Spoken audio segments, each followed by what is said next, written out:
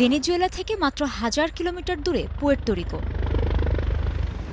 যুক্তরাষ্ট্র নিয়ন্ত্রিত এই ভূখণ্ডে এখন কয়েক হাজার মার্কিন সেনার উপস্থিতি।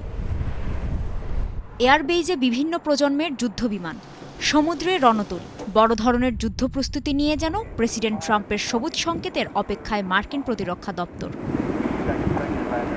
ভেনেজুয়েলাকে ঘিরে উত্তেজনার পারদ যখন চরমে, তখন জাতিসংঘের নিরাপত্তা পরিষদের এই বিশেষ বৈঠকে দেশটির বিরুদ্ধে আবারও সর্বোচ্চ মাত্রায় নিষেধাজ্ঞা আরোপের ঘোষণা দিয়েছে যুক্তরাষ্ট্র। ওয়াশিংটনের দাবি, নার্কো সন্ত্রাসী গোষ্ঠীকে মদদ দিয়ে লাভবান হচ্ছেন মাদুরো। যুক্তরাষ্ট্রের স্বার্থের বিরুদ্ধে ব্যবহৃত হচ্ছে তার অবৈধ সম্পদ। মাদুরো যে সম্পদ ব্যবহার করে কার্টেল দে লোস সোলেসকে অর্থায়ন করে, সেটিকে যুক্তরাষ্ট্র একটি বিদেশি সন্ত্রাসী সংগঠন হিসেবে ঘোষণা করেছে। এই সম্পদ থেকে তাকে বঞ্চিত করতে যুক্তরাষ্ট্র সর্বোচ্চ নিষেধাজ্ঞা আরোপ করবে। এর মধ্যে তেল বিক্রি থেকে আসা মুনাফাও অন্তর্ভুক্ত।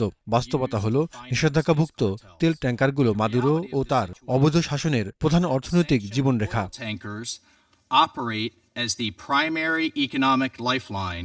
for Maduro and his illegitimate regime. তবে যুক্তরাষ্ট্রের এমন দাবি প্রত্যাখ্যান করে এটিকে লাতিন অঞ্চলে প্রভাব বিস্তারের কৌশল বলেই মনে করছে চীন ও রাশিয়া। 16 ডিসেম্বর মার্কিন প্রেসিডেন্টের বক্তব্যের পর আর কোনো ব্যাখ্যার প্রয়োজন পড়ে না। এটি অন্য একটি রাষ্ট্রের প্রাকৃতিক সম্পদ ও ভূখণ্ডের উপর সরাসরি দাবি করা, স্পষ্টভাবে সামরিক, রাজনৈতিক ও অর্থনৈতিক চাপ প্রয়োগের ঘোষণা দেয়া। এই হস্তক্ষেপ ভবিষ্যতে লাতিন দেশগুলোর বিরুদ্ধে বল প্রয়োগের ছক হয়ে উঠতে পারে। আমরা যুক্তরাষ্ট্রকে আন্তর্জাতিক সম্প্রদায়ের আহ্বান শোনার এবং অবিলম্বে উত্তেজনা আরও বাড়ানো থেকে বিরত থাকার আহ্বান জানাই। আঞ্চলিক দেশগুলোর নৌ নিরাপত্তা এবং আন্তর্জাতিক আইনের অধীনে তাদের ভোগ করা স্বাধীনতার উপর অবৈধ ও একতরফা নিষেধাজ্ঞা প্রত্যাহার করতে আমরা যুক্তরাষ্ট্রকে অনুরোধ করছি। রাশিয়া ও চীনের সমর্থনে নিরাপত্তা পরিষদে এই বৈঠকের আহ্বান জানিয়েছিল ভেনেজুয়েলা, যা ক্যারিবীয় অঞ্চলে ক্রমবর্ধমান উত্তেজনা নিয়ে জাতিসংঘের দ্বিতীয় বৈঠকে যুক্তরাষ্ট্রের পক্ষ থেকে স্পষ্ট ঘোষণার দাবি জানান ভেনেজুয়েলার প্রতিনিধি।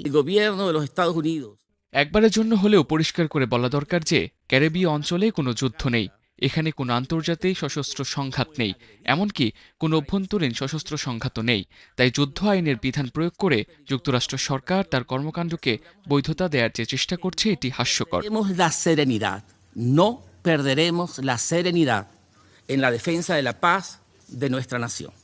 সম্প্রতি ট্রাম্প প্রশাসন এমন এক নীতি গ্রহণ করেছে, যার আওতায় ক্যারিবীয় সাগরে ভেনেজুয়েলার তেলবাহী সকল নৌযানকেই আটক করা হয়েছে। গেল সপ্তাহে আটক করা দুটি জাহাজের একটি তেল নিয়ে চীন যাচ্ছিল, আরেকটি খালি জাহাজকে তাড়া করেছে মার্কিন কোস্টগার্ড, যেটি ভেনেজুয়েলার উপকূলের দিকে যাচ্ছিল। এর মধ্য দিয়ে ভেনেজুয়েলার তেল বিক্রিকে রীতিমতো যুদ্ধ পরিস্থিতির দিকে ঢেলে দিচ্ছে ট্রাম্প প্রশাসন। যুক্তরাষ্ট্রের দাবি, তেল ট্যাঙ্কারগুলোই মাদুরোর জীবনরেখা নিয়ে হুমকির মুখে থাকা মাদুরো এটিকে দস্যুতার সাথে তুলনা করেছেন।